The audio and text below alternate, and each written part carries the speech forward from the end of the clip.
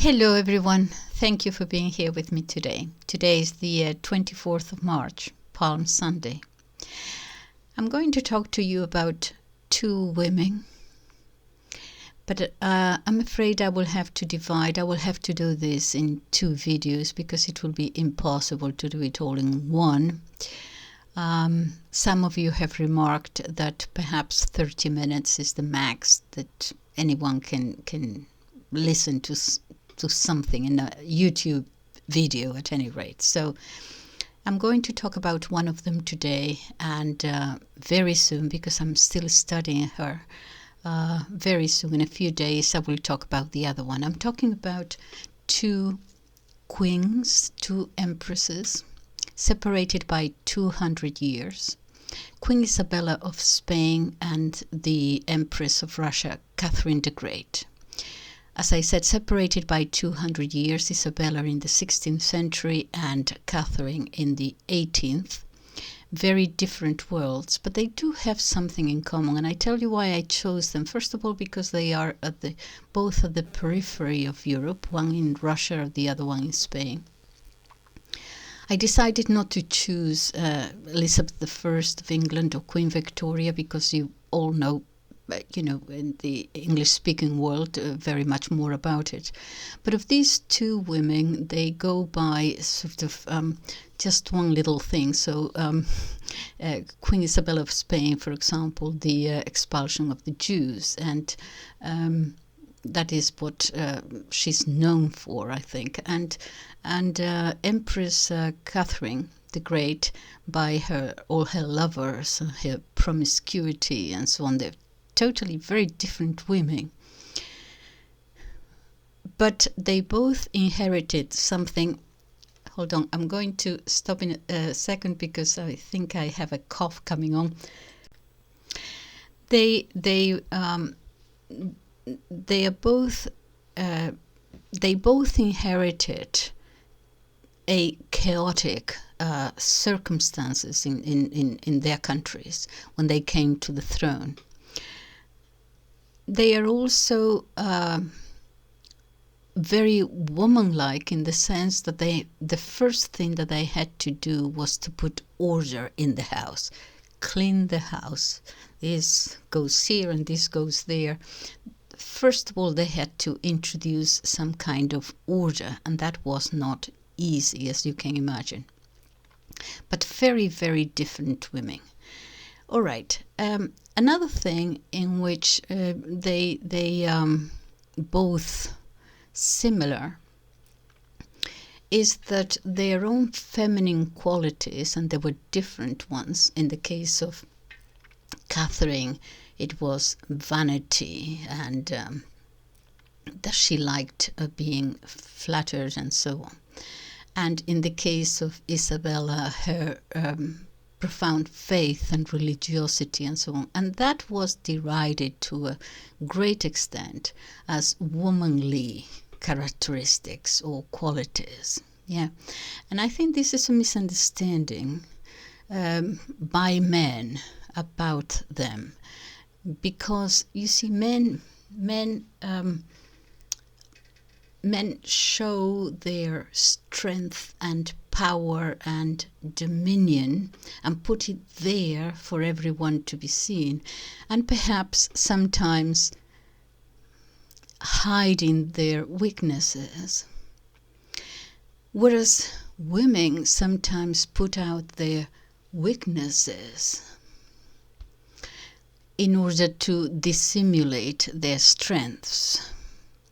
This is something that I see in both, because they were both very, very strong women, and they knew what they wanted, but they went about it in a different way that men would do. So I'm going to deal with Catherine the Great first, okay, and watch out for the video on Isabella of Spain, because I'm still reading about it. So let me introduce, first of all, Catherine the Great as woman and ruler.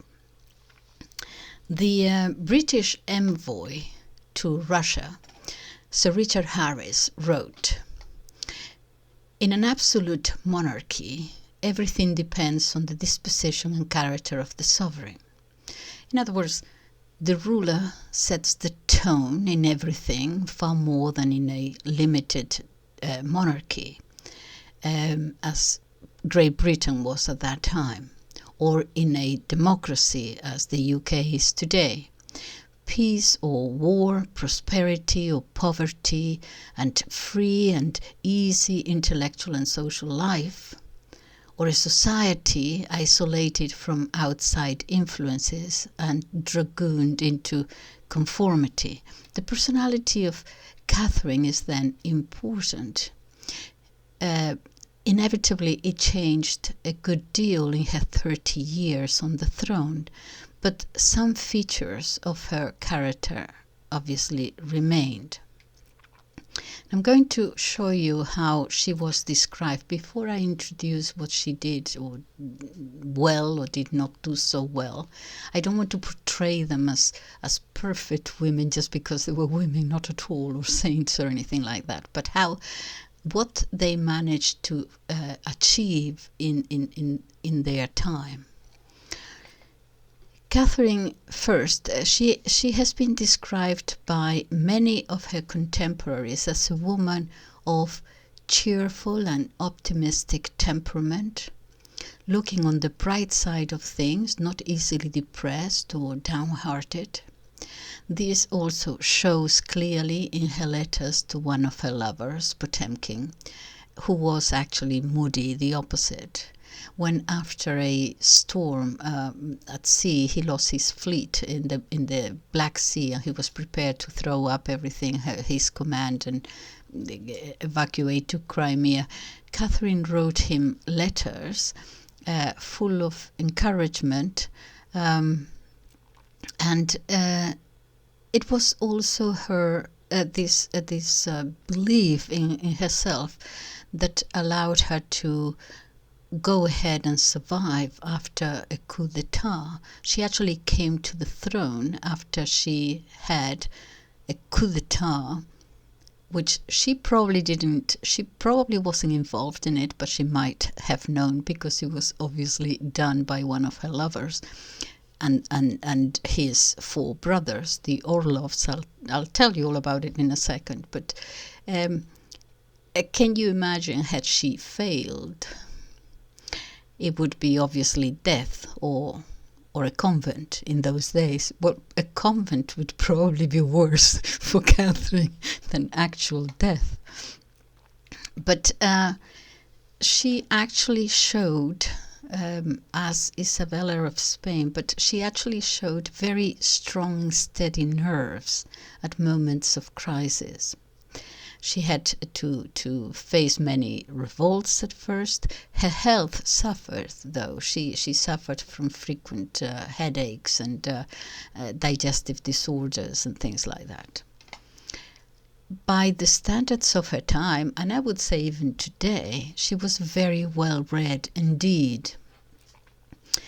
And she had incredible and considerable intellectual curiosity. She was widely read in politics, history, education, literature, linguistics, architecture, painting. She is described in her literary and her legislative production. She was, someone said, pragmatic in her approach. This is wonderful. Pragmatic in her approach, pedantic in its execution, and eclectic as regards her sources.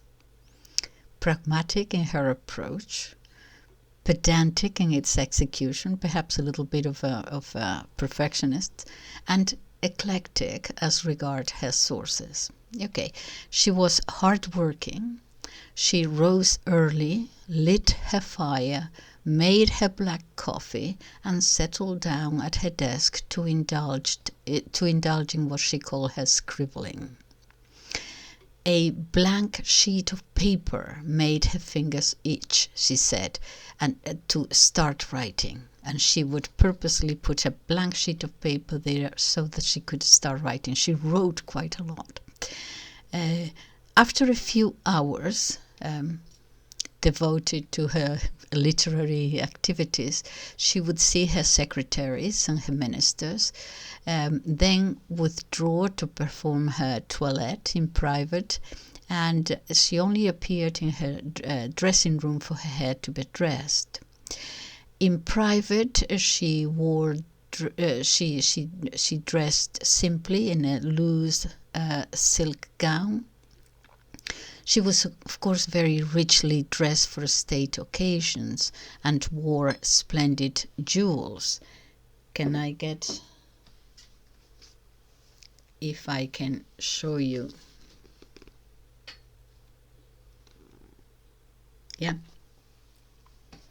This was during her later years. She already had white hair there. Dinner was usually at 2 p.m., but since the Empress was not terribly interested in food, the food in palace was usually very bad. In the afternoon, she devoted herself to reading or working or seeing special guests. She would then play for a little while with her grandchildren in her later years, and then in the evening she would go to the theatre or her private parties at the Hermitage, now the one of the greatest museums in the world. And at these parties that she held, they were completely informal. It was forbidden for anyone to rise when she stood up, for example. She wanted everyone at ease and relaxed. And then at around 10 p.m., without dinner, she didn't eat in the evening, she would withdraw, accompanied by her favorite, whoever that was at the time.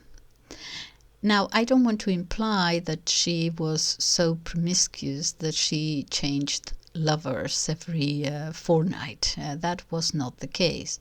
She had many, but they would last, some of them 9 years, some 7, others 4. And then she would change them, but she would retire them, as it were. But one of them she made the King of Poland, and the other one she made a general of the army in the Crimea, and some of them nothing at all, and they would not intervene in government, not very much at any rate.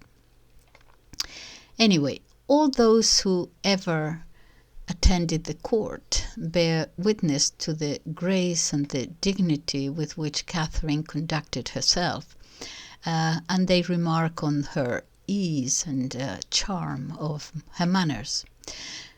One of the French envoys, and the French would know about this, Calud de Roulière, who was attached to the French embassy at the time of the coup, and I'm going to tell you more about the coup. She came to the throne via this coup d'etat against her husband. All right. He said, and I'm quoting, "She has a noble and agreeable figure. Her gait is majestic, her person and deportment is full of graces. Her air is that of a sovereign. All her features proclaim superior character. The brow is broad and open, her nose almost aquiline. Her hair is chestnut-colored and very beautiful. Her eyes are brown, actually they were blue, and very beautiful, acquiring a bluish tint in a certain light. Her complexion is dazzling. Pride is the principal feature of her physiognomy." And here comes the knife. "The pleasures and kindness of her expressions are, to the eye of the keen observer, rather the consequence of her desire to please." It's very French. You can take it in a positive or a negative way, and I think the praise at the beginning means that this is a little bit of a stab in the back.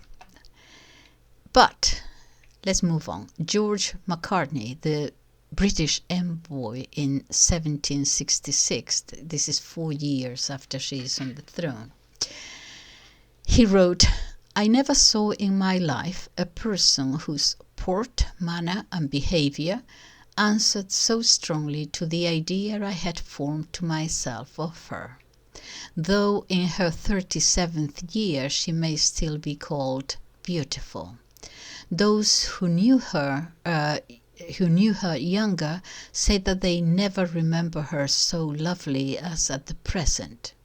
It is inconceivable with what address she mingles, the ease of behavior with the dignity of her rank, with what facility she familiarizes herself with the meanest of her subjects without losing a point of her authority, and with what astonishing magic she inspires at once both respect and affection.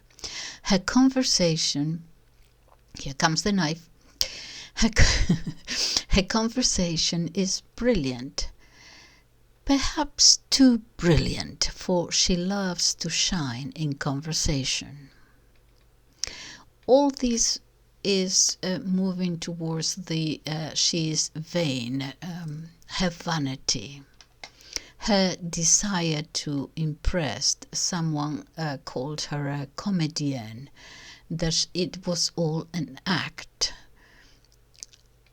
Even Count Casanova explains the reputation she had for vanity. He said, "She has a masculine form of mind, obstinacy in adhering to a plan, and intrepidity in the execution of it. But she wants the more manly virtues of deliberation, forbearance in prosperity, and accuracy of judgment, while she possesses in a high degree the weaknesses vulgarly attributed to her sex, love of flattery, and its inseparable companion, vanity. An inattention to unpleasant but good advice, and a propensity to voluptuousness, which leads her to excesses that would debase a female character in any sphere of life." As I said, others thought that she was a comedienne. Well, comedienne or not, whether she was acting her part or not, Catherine, through her life, showed an ability to get on with people in all ranks of life. Her servants adored her and remained with her for years. Her secretaries were well treated, and the diary kept by one of them, Krapovitsky, himself a writer and a poet, illustrates her kindness towards him and her consideration for his health and his welfare. She was always well received by her people in her travels, and it was the aristocracy, not the common people, who cold-shouldered her in Moscow. Catherine drove about the streets of St. Petersburg in an open sledge at night with just a few attendants in perfect security. The general public, and well, only if they were decently dressed, were welcome to the imperial parks, and wherever she traveled she gave receptions to which not only the nobility but the townspeople were invited. Life was also made easier for her ministers by her commonsensical and unpretentious approach to work. Ministers did not have to stand in her presence, like, for example, Disraeli or Gladstone with Queen Victoria. The letters and notes that she wrote, and there are many, asking for advice, and the letters she received with advice, actually reflect a genuine partnership in search for a solution to a specific problem. It is clear that her ministers had no hesitation in countering her ideas and expressing their own. The minutes of the meetings of the Council of State reflect these vigorous debates that took place. On the other hand, she could also be quite strict and rebuke quite a few of them, those who failed her. Look, there are over 700 pages of notes written by her, for example, commenting on William Blackstone's book, The Laws of England. 700 pages of notes that she wrote herself as she was reading, thinking about it herself. And she wrote various drafts at different times of the changes in the constitutional structure that she proposed to introduce in Russia. She called it the instruction, and in her instruction she writes about judicial and legislative changes.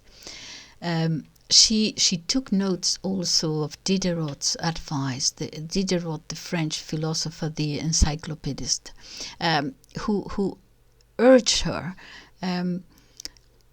She wrote down from him, quote, "All arbitrary government is bad, even the arbitrary government of a good, strong, just, and wise master. He deprives the nation of the right to deliberate, to wish or not to wish to oppose even that which is good. In a society of men, the right of opposition seems to me," said Diderot, "a natural right, inalienable and sacred. The best of despots is a good shepherd who reduces his subjects to the condition of animals. He makes them lose their sense of liberty." And this she wrote down, and she studied, and she made notes, and took it to heart.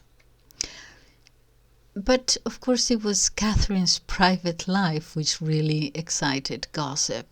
Still today, her lovers, she had plenty. With the first one, Orlov, she had a son, Paul I.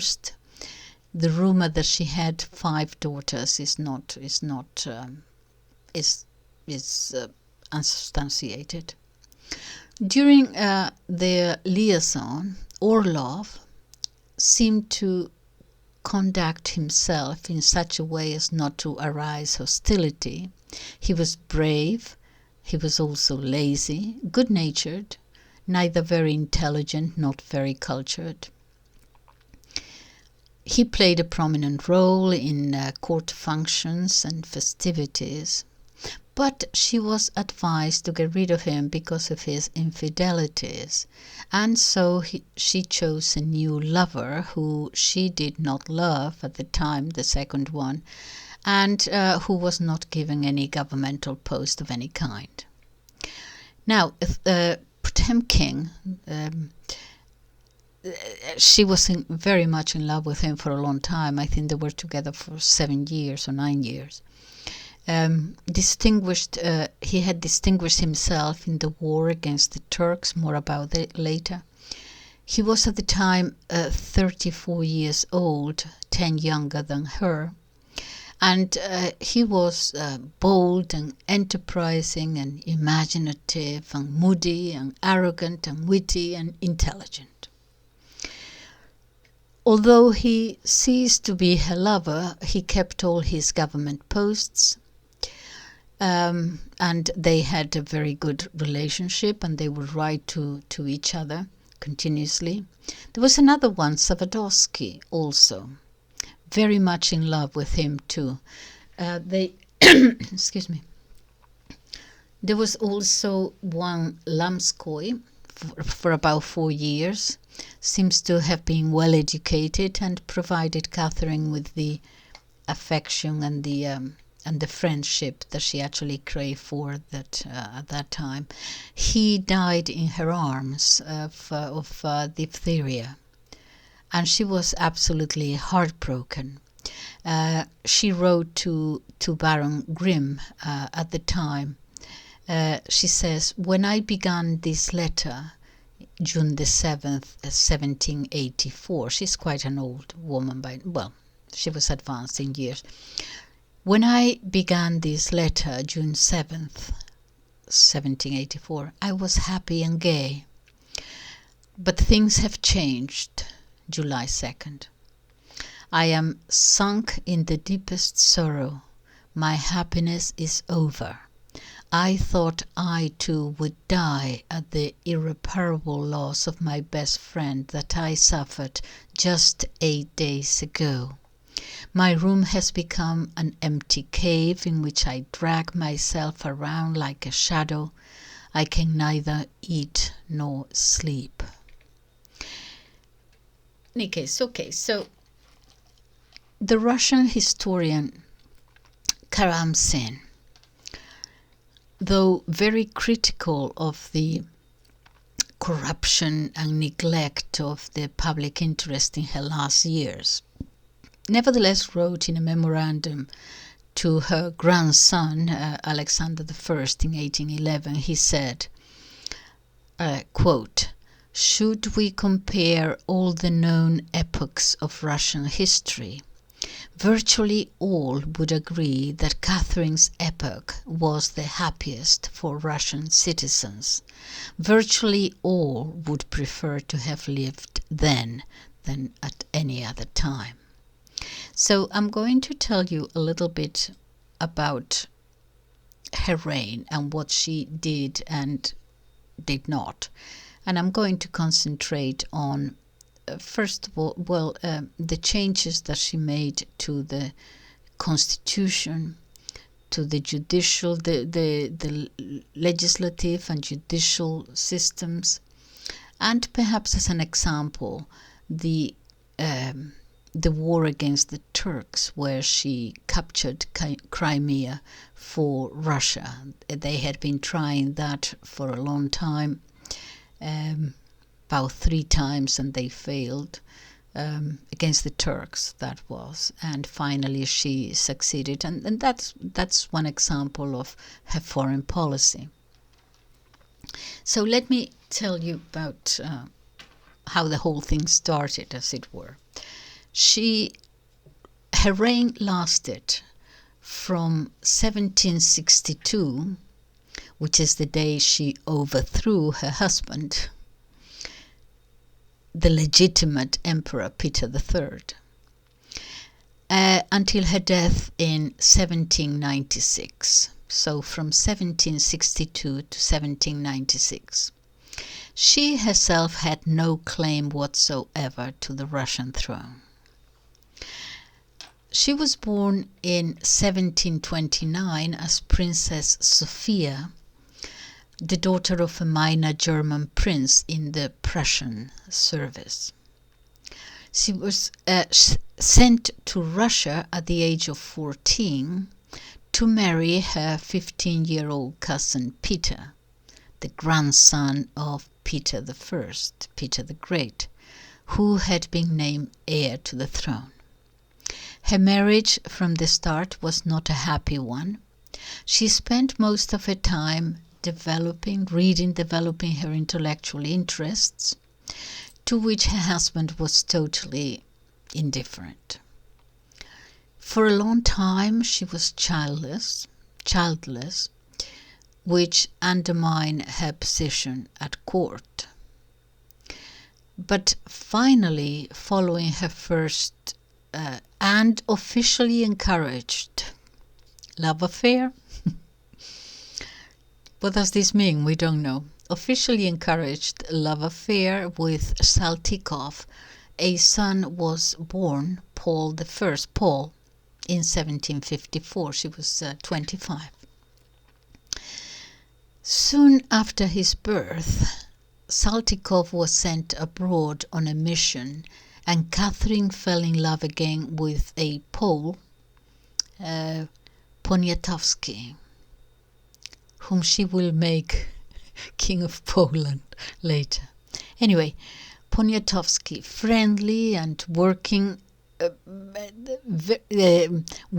actually with the British ambassador Sir Charles William, who helped the two lovers helped them out and actually provided financial assistance to Catherine to pay all her debts at the time. But something happened then. War between Russia and Prussia, which was in alliance with Great Britain, so his position then was untenable. He had to go back to Great Britain. The failure of the Russian military leadership in 1758 to fully exploit Russia's military victories over the Prussians led to a crisis at the Russian court, which was deeply divided then between a pro-Russian faction led by Catherine's husband, a pro-French party and a pro-British party. When Peter became emperor, this is just to give you, before she actually took over, what the situation was. When he became emperor, her husband, Peter III, relations between them were very bad now.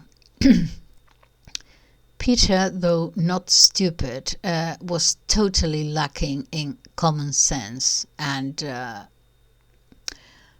diplomacy and political knowledge, and quickly started alienating all the parties at court. For example, he withdrew from the war against Prussia, which Russia was overwhelmingly winning, and signed a peace treaty with them right in the middle of practical victory. He retreated. He wanted to be with... but anyway, he alienated... Another thing, he alienated the Orthodox Church by taking over church's property. Threatened to repudiate his wife. They were fighting and disinherit his son Paul. Well, he wasn't his son anyway.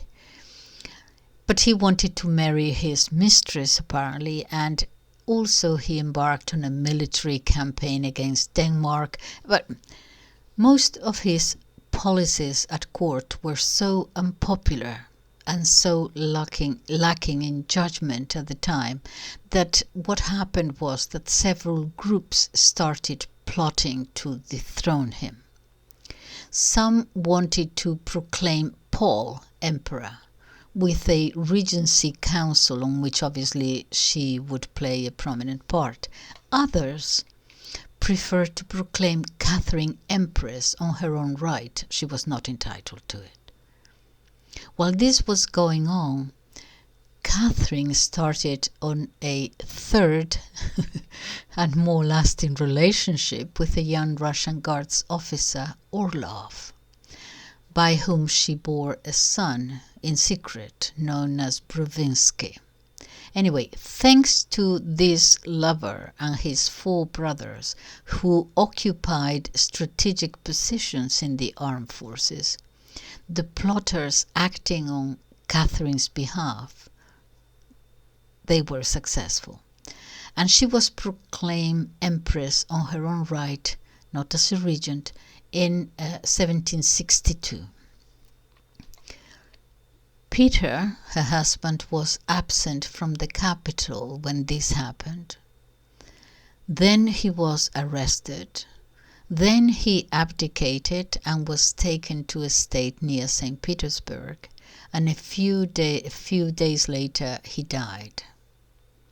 And they said that he had died of an attack of hemorrhoids.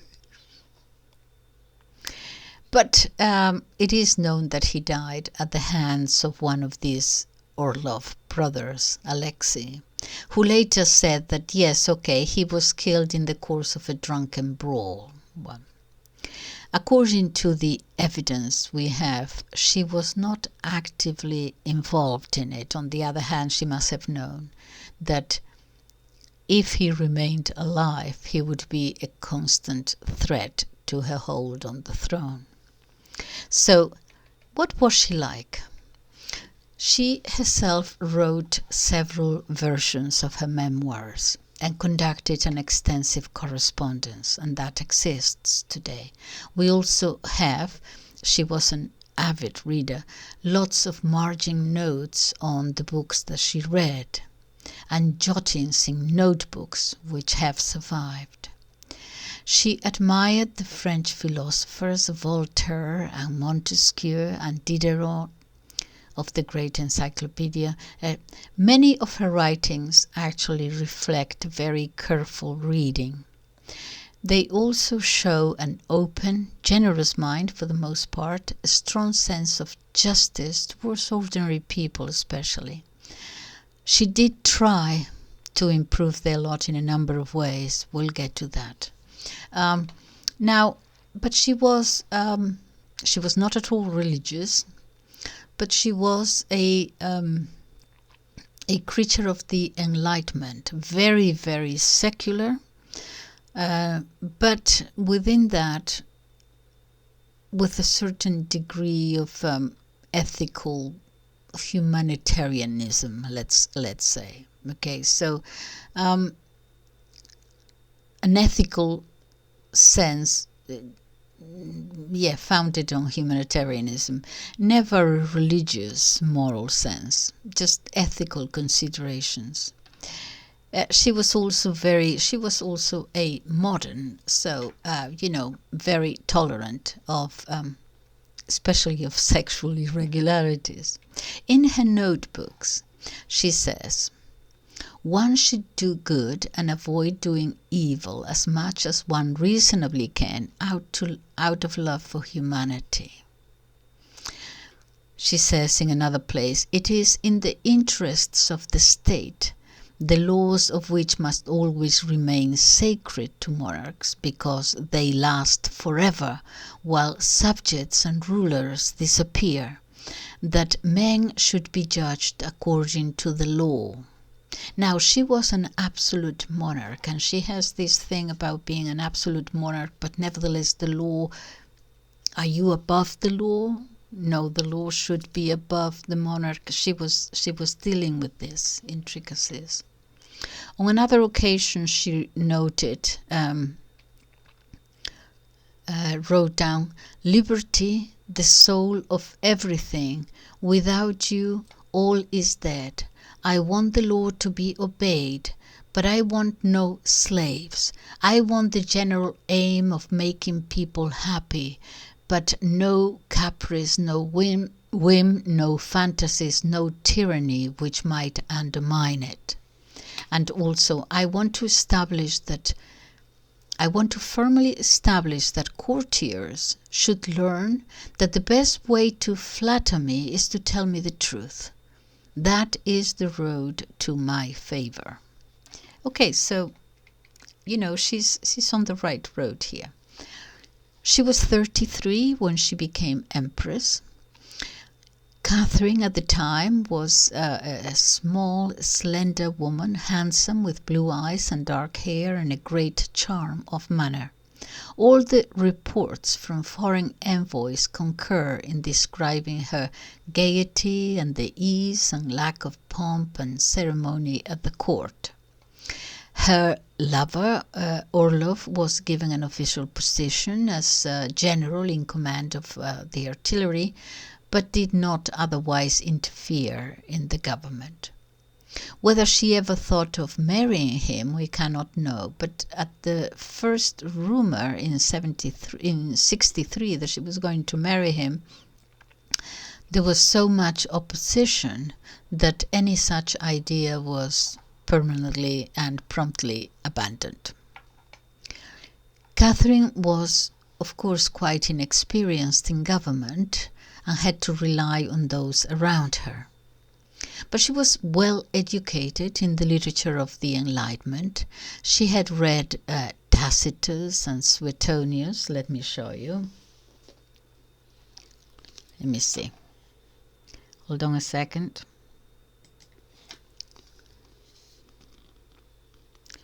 Suetonius is the 12 Caesars and all the intrigues of the Roman Empire. And of course, Tacitus, the historian, the annals and the histories. Yeah. So she was well acquainted with that, on all the intrigues surrounding the Roman emperors and the role of the Roman Praetorian Guards. And she was also acquainted with German political thought and administrative practices as they had developed in the small courts of the Roman Empire and in Austria. She had to convert to the Orthodox religion on her marriage, but as I said, religion sat very lightly with her.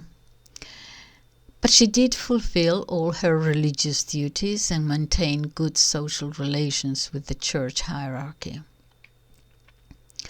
She nevertheless held very strongly that it was the state that should regulate the church. She didn't want, as she saw it, the other way, the Catholic way, that she in a certain way she misinterpreted, but in any case, that she saw in Poland and France and Spain, where she thought the state ruled, the church ruled the state, very much against that. Now, the population of Russia was relatively homogeneous at the time, mostly composed of Slavic people. The major group were Great Russians. This is going to be important because it's such a vast area with so many different ethnicities to this day, that how you govern the country is going to be extremely important. Yes, so just to say, the major group were what they were called Great Russians, settled around Moscow and extending north, east, west and into Siberia. There were also the White Russians, or Belarusians, as they're called today, in the region bordering the Lithuania frontier. Lithuania formed part of the kingdom of Poland-Lithuania at the time. There were also Ukrainians in what was called Little Russia. We see in the tales of Tolstoy about the Little Russians, yes, from Kiev all the way to the east, yes, to eastern Ukraine, and also on the left bank of the Dnieper River, known as Slovoska Ukraine, that is western Ukraine, okay, which had been settled by Ukrainians moving there in the 17th century. On the right bank of the Dnieper River, so western Ukraine, they were under Polish sovereignty. There was also a small non-Slavonic, a small number of non-Slavonic peoples. There were Finns in what was known as Russian Finland. There were Tartars around Kazan and the Volga, and other tribes, still many of them nomadic. Further east were the Bashkirs. We find them also in Russian literature. Anyway, many other smaller tribes in far-off Siberia. The two Baltic provinces and that part of Ukraine called Little Russia were known as regions, quote, living under their own laws. According to the conditions laid down by the Treaty of 1712, when these Baltic provinces were first annexed by Russia, Latvia and Estonia were allowed to maintain their own forms of administration, social structure, religion and language. The Little Russians too had preserved many features of their own way of life before their annexation by Russia in 1654, when the Ukrainian Cossacks, who were mainly Orthodox, revolted against their Polish Catholic overlords and placed themselves voluntarily under Orthodox Moscow. Neither the Baltic provinces nor Little Russia were subjected to Russian laws. The population did not pay Russian taxes like the poll tax, nor were they conscripted into the Russian armed forces. Anyway, that was the country, okay? On government and administration, very quickly. The situation before she came to the throne was this. The Russian Tsar, who was from 1712 called emperor, was the sole source of law. All Muscovite institutions were swept away by Peter I, nevertheless, when he tried to westernize Russia. And he introduced a new structure modeled to a great extent on Swedish administration. At the top of the pyramid there was a Senate, not like the Roman Senate, but sort of a small council of very senior appointed officials, charged with the coordination of policy at home and abroad. And then there were colleges or departments or ministries, for example, the College of War, the College of the Navy, the College of Commerce, and so on. Yeah, the equivalent of modern ministries or departments of state. And each was placed under a president who was Russian and a vice president, often a foreign expert. The country as a whole was divided into some 13 vast provinces under a governor, which in turn were subdivided into sub-provinces and districts.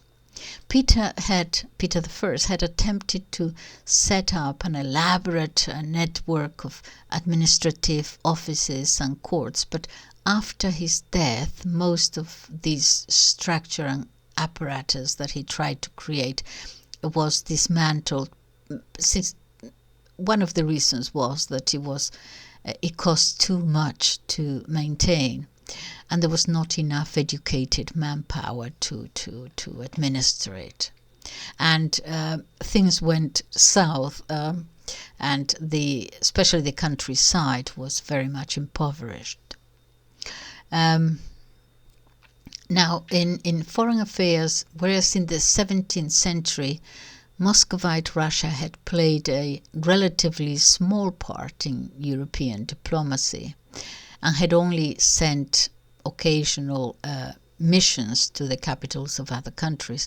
From Peter I's reign onwards, foreign countries maintained embassies and envoys at the Russian court, and Russia too had her own representations abroad. For obvious reasons, Russia's role in international affairs was more important in Eastern Europe. Now, Catherine's first years, when she seized the throne, because that is what it was, in 1762, Russia's financial situation was disastrous. The revenues were uncollected, the armed forces were unpaid, the administration in disorder, the church hierarchy was dismayed at the threatened secularization of their lands, and the church peasants they were actually in uproar because thinking that they would be removed from being the peasants of adjoined to churches and monasteries, that they would be transferred to the state and landowners and become serfs. And they were very, very worried about that. So another problem. Now, when she came into power, into the throne, these problems she immediately transferred to specially appointed commissions of experts. She introduced, to deal with them, to try to solve them, she introduced important changes into the role of governors in the provinces too. They had been able to do whatever they wanted. They were now formally entrusted with the welfare of the province they ruled and with the duty of seeking to improve economic, social and judicial conditions. I know that this sounds very well in theory, but she actually made a point of telling them, and to have auditors and so on. You see actually in literature how the provincial governor, inspector is coming, and how they all always try to make things, just look fine and everything else. We see that in, but so to a certain extent, she made that point, and these people in power, they were given direct access to the Empress herself. And they were encouraged to submit proposals for reforms and so on, according to their own province and their own region. In law, changes in the administration of law, the last codification had been in 1649. There was no tradition of legal training, as was, for example, the practice in Europe. All the medieval universities in Europe, practically all of them, had faculties of law or jurisprudence. There was only one in Moscow in the 1750s. They were teaching jurisprudence according to Roman law. Anyway, Catherine embarked on changing all these. An original experiment. She actually summoned a large assembly of deputies from the nobility, but also from the towns, free peasants, the Cossacks, the non-Russian tribes, for example, the Tartars, government departments, the church, all of them to come together to draft a new code of laws. Now that was different, to include everyone, ordinary people, not just nobles of the aristocracy. Not surprisingly, due to her secular turn of mind, the church was not represented as a social state, but the synod nevertheless was invited to send a representative.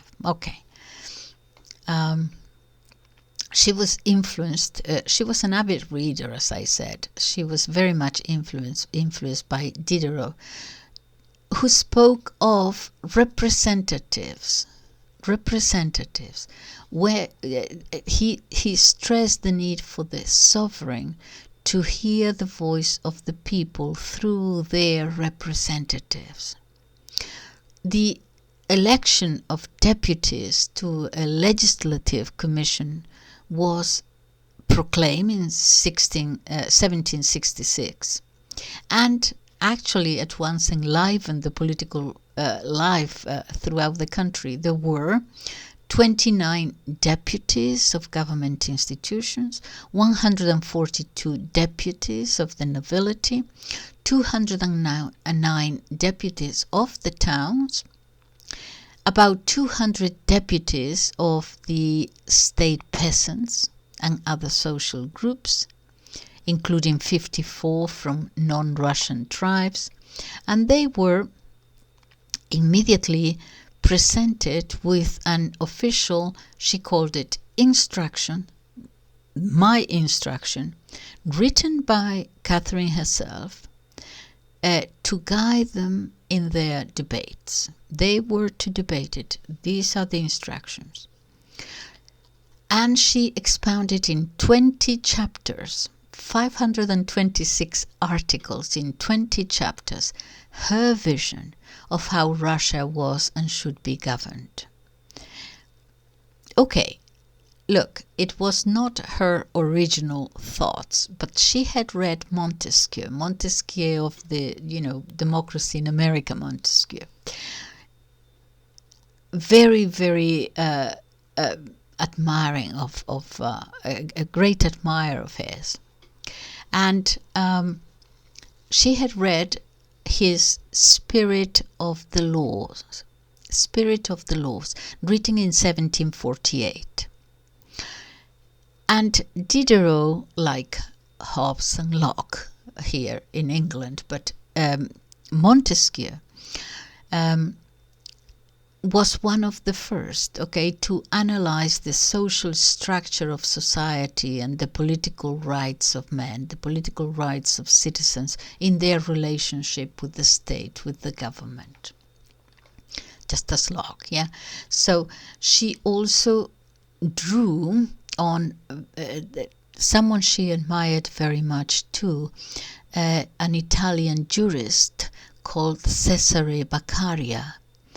In 1763, he had published a book called Crimes and Punishments. Yeah, in the plural, Crimes and Punishments, attacking the cruelty of the penal system that existed in practically all countries in Europe. And this instruction thing that she gave them deals with political, social, judicial, and economic issues. It starts off by proclaiming that Russia is a European state. Important to her.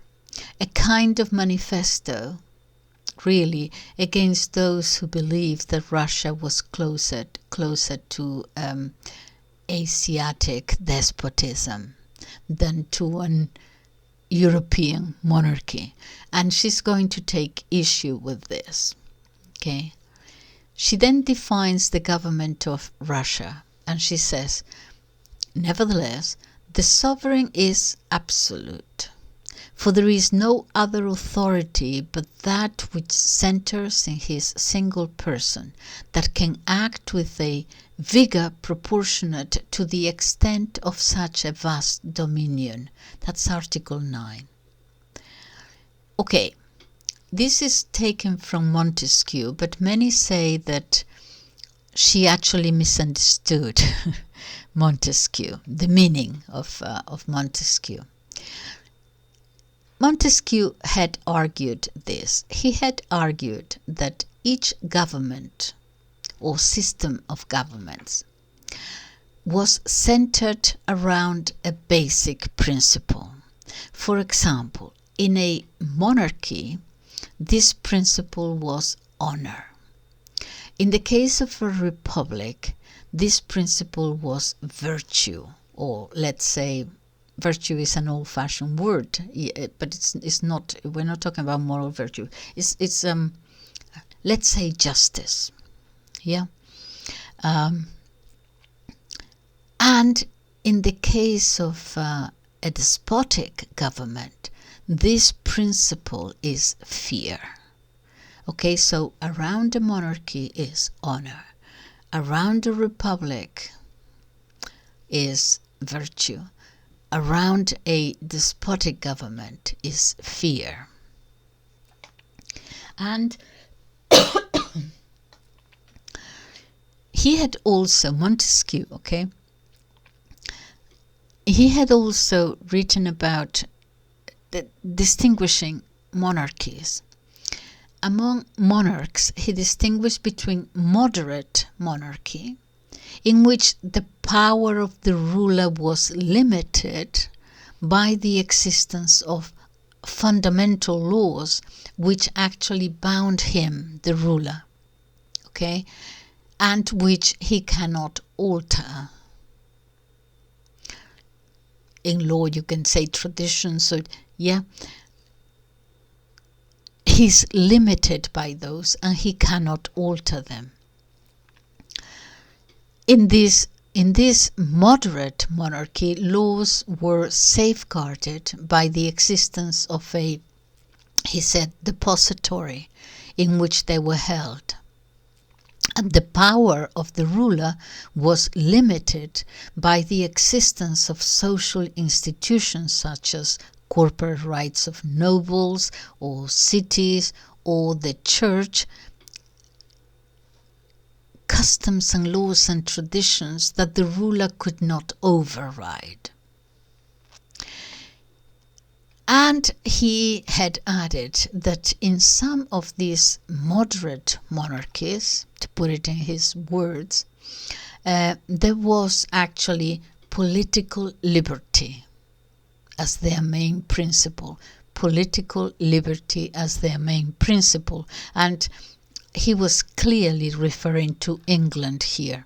And he argued that it was You remember Locke, the philosopher, with the three that the Americans took the ideas, the Constitution based on his ideas of the separation of powers, and the three, the executive, the legislature, and the judicial system. Well, Montesquieu had also said, he argued that it was the separation of the executive, in this case the king, the executive, the judiciary, the courts, and the legislature or parliament, which guaranteed this political liberty, the separation of these three, okay? Despotism was, for Montesquieu, that happened mainly, he said, in oriental states, which were difficult to govern if power was diffused too widely. If it was those happened in the East with the Turks or the Persians, but also perhaps in Europe if the country was so vast and huge that it was difficult to govern. And he said that this led to despotism of some kind. So among these, he included Russia. And Catherine had been a student of his and admired him greatly, but could not accept this. So she couldn't accept this classification of Russia as a despotic state. So what she did was, yes, Russia was a very large state, but she changed despotism to monarchy. Okay, so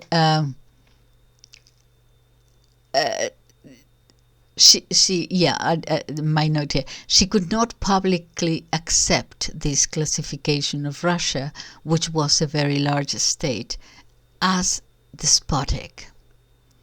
That is, a country which could not be governed unless the government was despotic. So she adapted what he had to say about despotism to monarchy and declared that Russia was an absolute monarchy because such a large state could only be governed in a system where the sovereign rules, but subject to fundamental laws, the limitations of which he, the ruler, clearly accepts. Okay, so do you see what she is dealing with? I mean, she wants to move forward. Yes, she accepted a rational and legal order, and we can see it in her definition of high treason, for example. In high treason, she distinguishes between sacrilege and lèse-majesté. What does that mean? The sovereign, she said, may rule by divine right, but he or she is not divine, and therefore it is not sacrilege, high treason, to commit an offense against him or even against his effigy. As an example, coining false money is not treason as it had been thought of, but robbery of the state. She also said words, let alone thoughts, do not constitute a crime unless accompanied by deeds. Let me repeat that. Words, let alone thoughts, do not constitute a crime unless accompanied by deeds. And she said that satirical writings in monarchies against the monarch should be regarded as misdemeanors, not crimes, and that great care should be taken in restraining such libels because severe censorship, listen to this, severe censorship can be, quote, productive of nothing but ignorance, and cramp and depress the rising efforts of genius and destroy the very will for writing.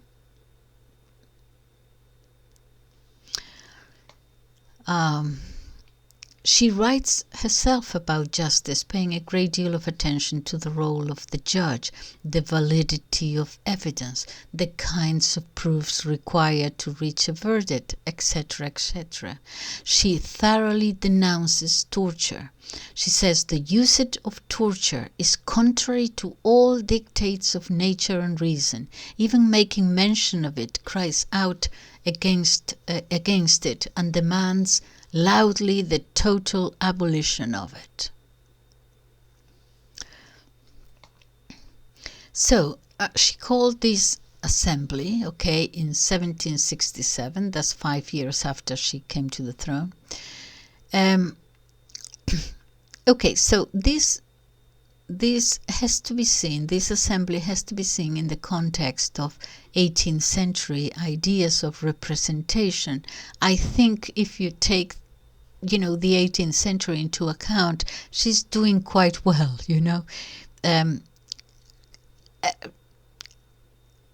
If you compare it also with similar institutions in other countries, let's see, the 18th century, in England at this time, only a small percentage of the population actually voted in general elections, and in many constituencies, elections were uncontested. In the counties, the vote was limited to landowners down to the 40 shilling freeholder, that is, a man who owned land with an income of 40 shillings a year. Peasants had no vote in the boroughs. The franchise was very varied, often limited to members of the borough corporation, themselves subject to the pressure of a local and political grandee, as it were. Over 40% of the borough's members of parliament were returned by fewer than 100 electors. And really there was nothing a little bit democratic about the system. So there seems to be no reason really to expect that the system adopted by Catherine in 1766 should conform to modern notions of democratic representation rather than to Russian historical traditions. Obviously, she was an absolutist, nothing liberal here, but there are, if you like, degrees of absolutism, as it were. Her government, at any rate, was less arbitrary than its predecessors. Her government really interfered less in the daily lives of the people. Catherine's rule was less arbitrary than Peter I. Now, another of her major accomplishments was the Crimea, the wars with Turkey.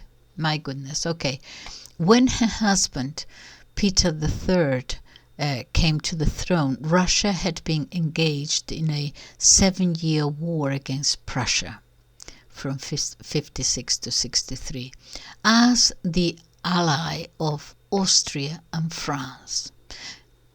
Won't go into great details, but then Peter III, her husband, in the middle of it all, changed sides to the side of Prussia and making peace with Prussia.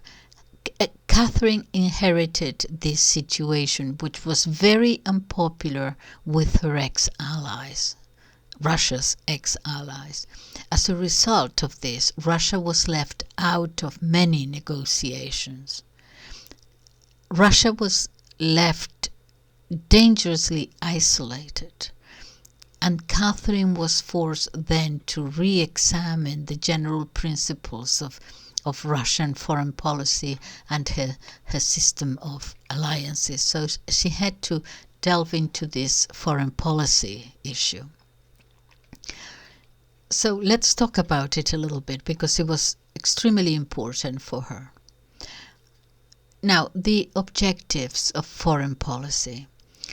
Since the 16th century, Russia had been trying to extend Okay, a little bit of history here. I'm going to do a little bit of putting. All right, but just a little bit. Okay. Since the 16th century, Russia had been trying to extend her borders on 3 fronts. In the northwest, she wanted an outlet to the Baltic Sea in order to free her from the stronghold exercised on it, first by the Latvian knights, then the Prussians, then the Poles, and then the Swedes. She needed to get to the Baltic Sea. Peter I was successful, Peter the Great, her husband's grandfather. Peter I was successful with the annexation of Latvia and Estonia in 1721. Now, in the West, assert herself over Belorussia and the Ukrainian lands. Okay, so to keep them, to exercise control over them. To the south, Russia had had for centuries to defend herself against the Tartars of the Crimea. They were the descendants of the Mongols, the Mongol overlords, who had raided Russian lands regularly, seizing thousands of prisoners every year for the slave markets of Constantinople. Continual raids. Okay, so little by little, as Russia became stronger, she changed defense into attack. She wanted a foothold on the Black Sea, even though this did not mean necessarily access to the Mediterranean, the gates to which were practically locked up by the Turks at the Dardanelles. Peter the Great, Peter I, had tried 3 times and failed to establish a permanent base in the Sea of Azov, at least, which was very close to the Turks. It was finally achieved in 1739, but not conclusively. There were problems, but she would eventually succeed in this. So that was quite an achievement. However, sometimes she would overplay her hand, and she did this in Poland. After much intrigue, she managed to make her lover king of Poland in 1764. Okay. So this was a victory, but all that intrigue. But then she went too far.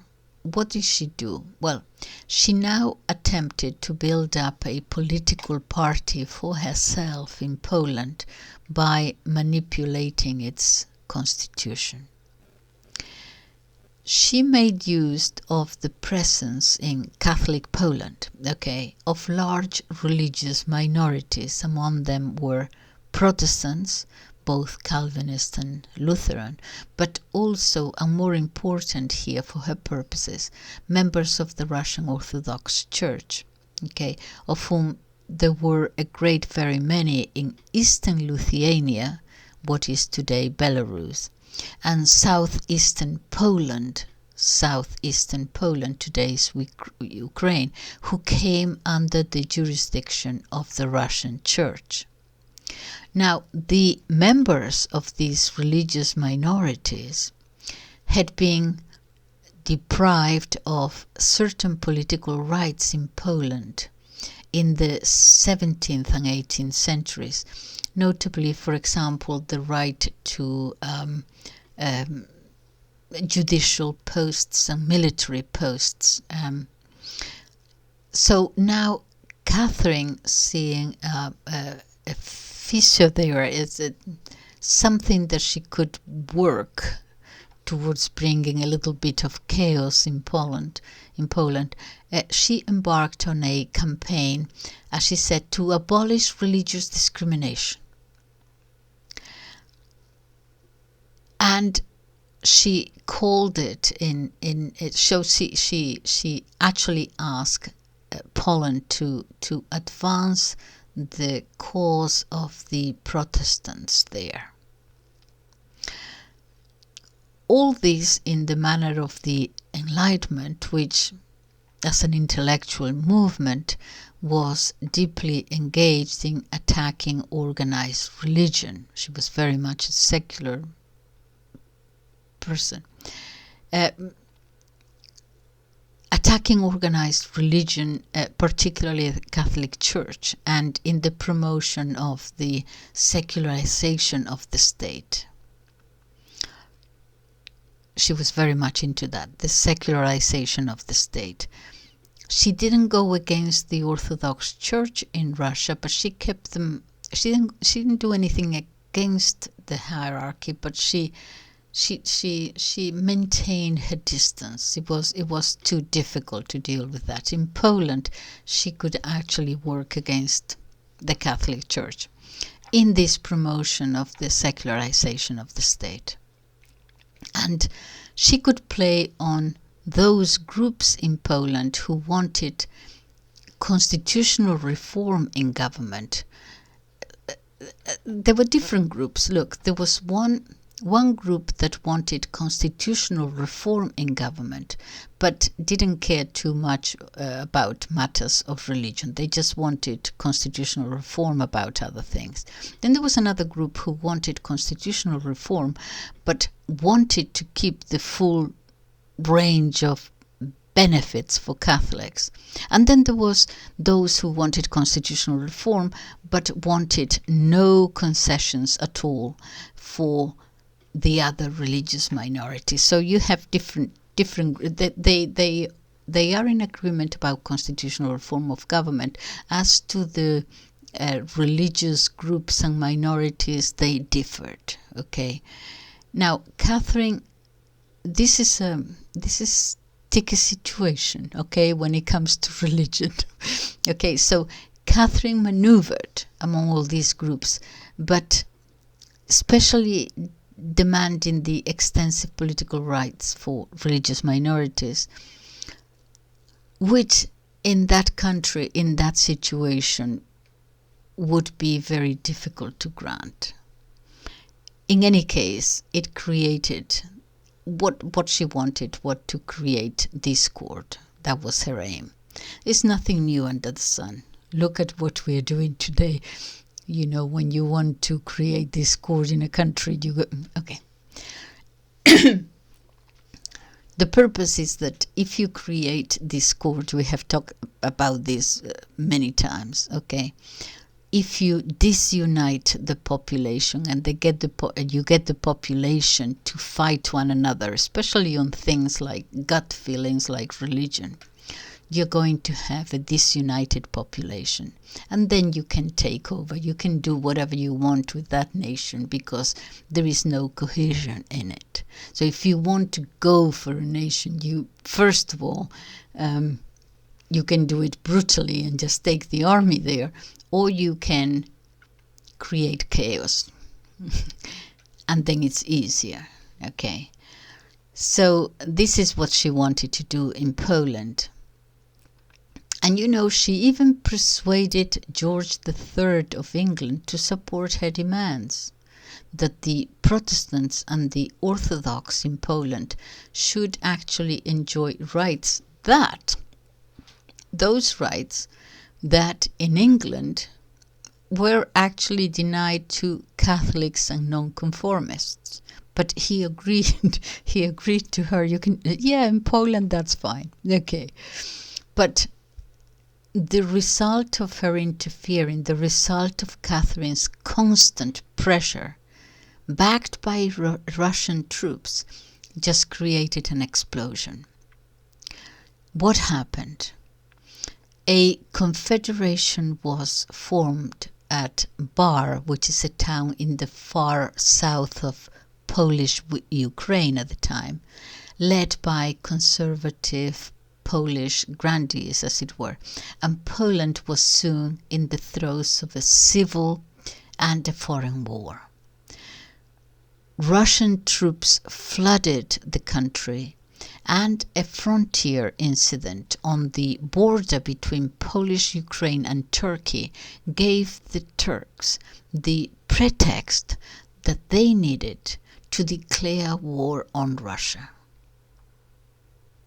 The Turks were actually alarmed at what seemed to be an enormous extension of Russian military might in a country that they had seen as a buffer state, but were also egged on by France, the traditional ally of Poland and Turkey, who was equally alarmed. Are you thinking what I'm thinking?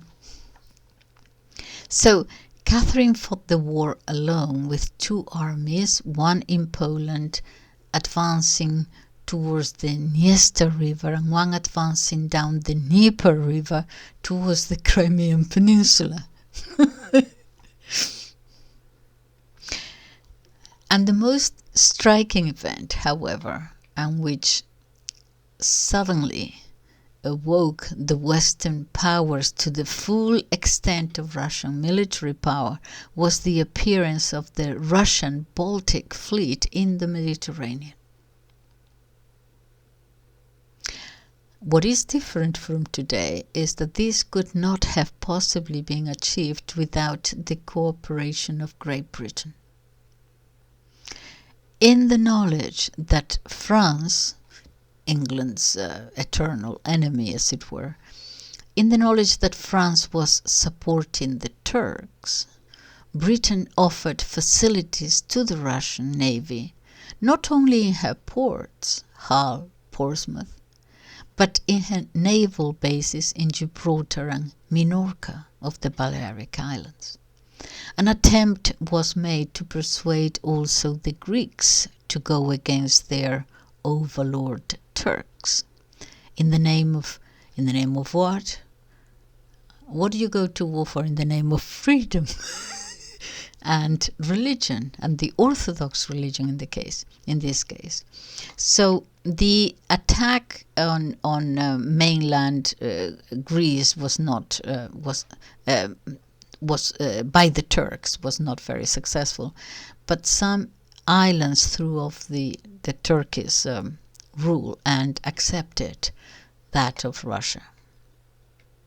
And the Russian fleet systematically pursued the Turks in the Aegean Sea and eventually succeeded in destroying most of it in 1770, in which British officers actually took a prominent part. On land, too, Russia was victorious in 1770. Russian forces advanced into Moldavia and defeated a large Turkish army, followed by other victories against the Turks. So the principalities of what was then Moldavia and Wallachia were now occupied by the Russian army too. Moldavia and Wallachia is now Romania. Okay, so this I think I'll better stop. So, what do you think of Catherine? I think that she, good and bad, for her time, she accomplished a lot and achieved a lot. She, as I said at the very beginning, she had to clean up house to a very large extent. Obviously, she did things that,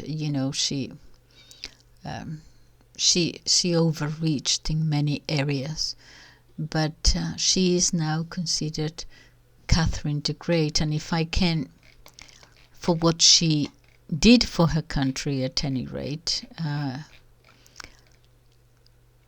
let me repeat the historian Karamzin in 1811, should we compare all the known epochs of Russian history, virtually all would agree that Catherine's epoch was the happiest for Russian citizens. Virtually all would prefer to have lived then than at any other time. Okay, so this is the first of, as I said at the beginning, of these 2 videos that I'm going to do in these 2 women. And this is basically because my beef is always with women leaders today. I know that they are elected to parliament, or they hold elevated positions in power and so on, and it's not the same to compare them, today's women in power, to women who were absolute monarchs. But what I'm saying is that with what they have, what these women had, was they could just sit down and eat chocolates all day, and nevertheless they did something with what they had. What are our representatives doing with what they have? Are they exercising any leadership? Are they exercising any power? Are they doing anything at all? That's my thing. I could do a video every single time on this topic, but I would bore everyone to death. But I feel very strongly about it. So watch out for the next one on Isabella of Spain. Completely different woman, completely different circumstances, but what she achieved too. Okay, thank you very much for listening, and I'll see you later. Bye bye.